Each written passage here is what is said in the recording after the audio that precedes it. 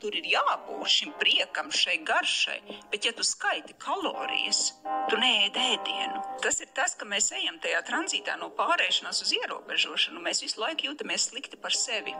Ja? Jo ir šie koncepti un šie noteikumi, kurus neviens cilvēks īsti līdz galam ievērot nevar, ja mums nav šī elastīgā pieeja. Diētu bibliotekā man patīk teikt galvā, ja? Tas ir pat troksnes ēdienu īstenībā traucē sakārtotās ēšanas lietas, jo mēs vairāk sev klasificēsim šos konceptus, jo mēs tālāk no sevis būsim. Tā brīdī, kad es drīkstu visu ēst, es pēkšņi sāku sagaršot, kā ēdiens patiesībā garšo. Es sāku sajust sevi, kā es patiesībā jūtos, tad, kad to ēdienu sēdu. Tātad es no tā prāta koncepta drīkst, nedrīkst.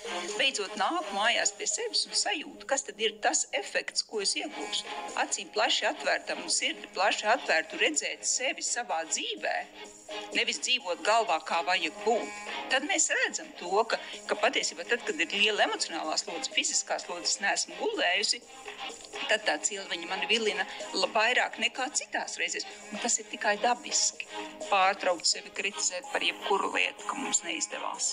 Ja? Jo tās neesmu labs vai neesmu laba pietiekoši, to mēs esam iesūkuši vēl pirms mācas piena, man liekas. Ja? Mēs esam visu laiku tajā sevis uzlabošanas projektā. Ja? Bet ar mums viss ir kārtībā. Angliski teiksim self-compassion. Ja? Tad šī laipnības pret sevi attieksme, tā dara brīnumus.